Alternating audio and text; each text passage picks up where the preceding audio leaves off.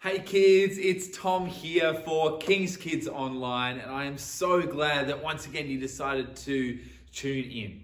Now, over the last couple of weeks, we have been learning about this amazing story of God's mighty rescue. We've been learning about God's people, the Israelites, how they were stuck in slavery in this land called Egypt, the one with the big pyramids. And then we learned about this guy called Moses, and God kept him safe as a baby. And God introduced himself to Moses. I wonder if you can remember what God told Moses what his name was. See if you can remember what that was. And then last week we saw that God was trying to get his people out of Egypt by sending all of those plagues to show that he was the powerful God of the universe. Now, we finished last week and we realized that God's people were still stuck.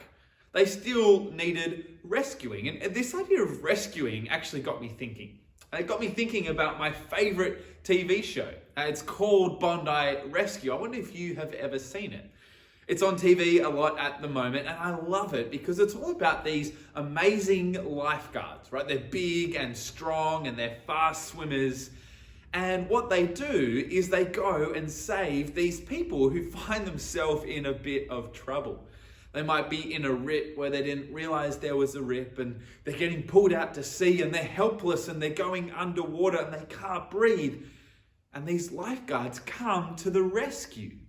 They seem hopeless, but the lifeguards come and save them, bring them safely to the sand, and they're all good. And I love that show. And this show reminds me of what happens in Exodus, the part that we're about to look at.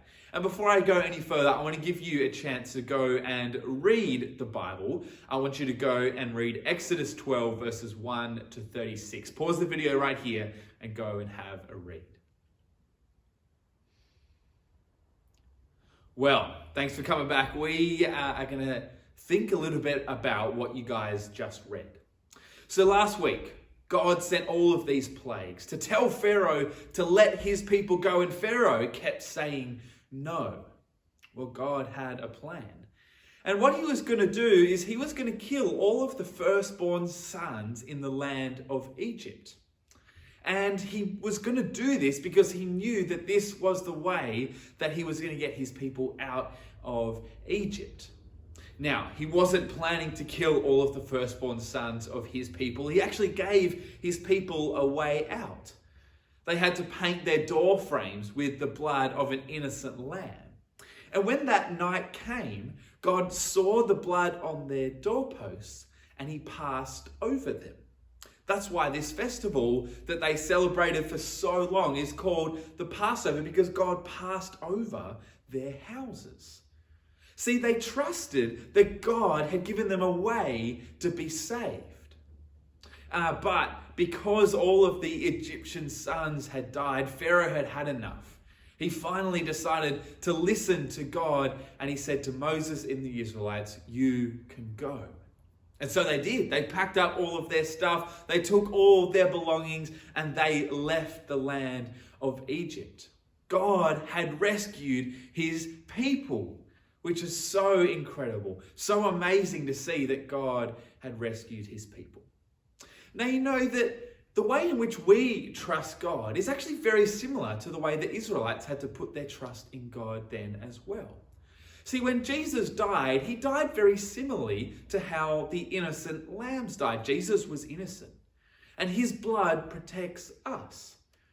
We trust in Jesus' death so that we might have life. This thing that God did for his people, the Israelites, so long ago, he does for you and for me. Jesus is like the Passover lamb. He gives his life so that we might be free from God's punishment, even though we do things wrong, even though we deserve God's punishment. If we put our trust in Jesus and what he has done for us, we will be saved.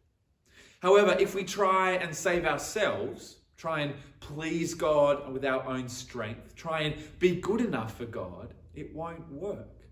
It'd be like finding ourselves stuck way out at sea and trying to swim to shore.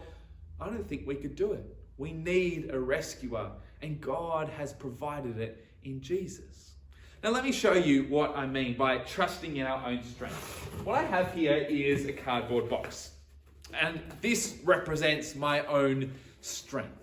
Now I'm going to stand on this box and we're going to see if it can hold my weight. I might even have to jump up and down and see if it can hold my weight. What do you think is going to happen?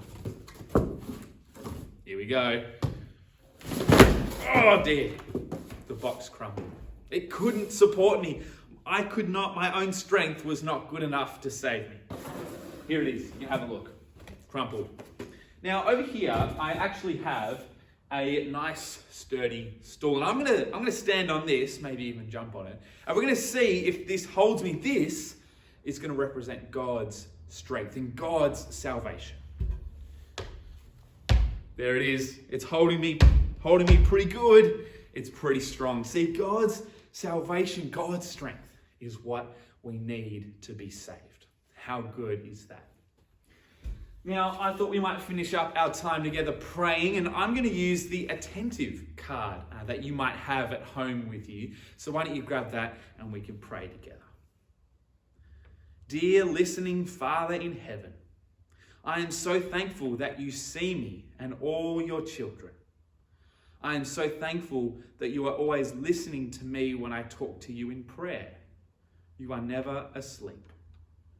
Help me to never fear talking to you about anything, because I know that Jesus has opened the way to talk to you. I can talk to you without fear because I am your forgiven and loved child. Please help me to trust you with my worries and talk to you about my worries. Help me to never forget that you are listening. Amen. It is so good that God is listening and we can pray to him. Well, kids, I want to remind you to come and join us on Zoom this Sunday at 11 a.m. Your parents will have the Zoom link. It's been great to see you this afternoon or whenever you're watching this, and hopefully I'll see you on Sunday. Bye.